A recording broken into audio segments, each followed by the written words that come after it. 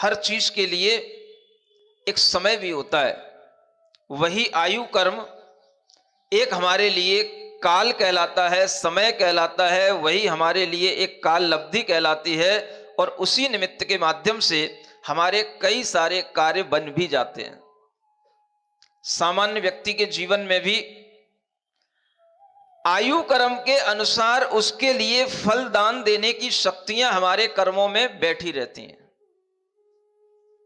जीवन आगे बढ़ता जाता है, कई बार अनेक तरह की घटनाएं, वो दुर्घटना के रूप में भी हो सकती है, सुघटना के रूप में भी हो सकती है, सफलता के रूप में भी हो सकती है, असफलता के रूप में भी हो सकती है।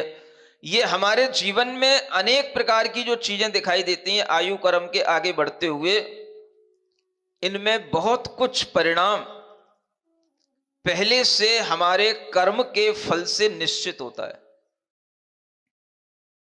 जैसे हमारे लिए जन्म निश्चित होता है, मृत्यु भी हमारे लिए निश्चित होती है। कैसे होगी, किस क्षण होगी।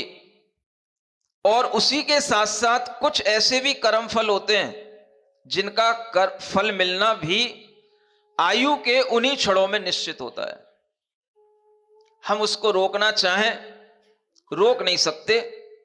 थोड़ा सा उनमें कुछ परिवर्तन हो सकता है, हल्का गहरा भाव हो सकता है, लेकिन वह आयु कर्म का वह फल उन कर्मों के अनुसार जब मिलता है, क्योंकि कर्मों की भी एक आयु होती है, और वह कर्म जब अपनी आयु को पूर्ण करते हैं तो उस समय पर जो आयु हमारी चल रही होती है वह उसमें एक निमित्त कारण बनती है।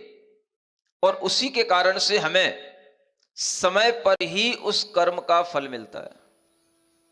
आप देखते हैं जीवन में किसी समय पर कुछ विशिष्ट दुर्घटनाएं भी हो जाती हैं, और किसी विशिष्ट समय पर जीवन में एक व्यक्ति के अभ्युदय का काल भी आता है जब उसके लिए बहुत अच्छे अच्छे लाभ भी होते हैं।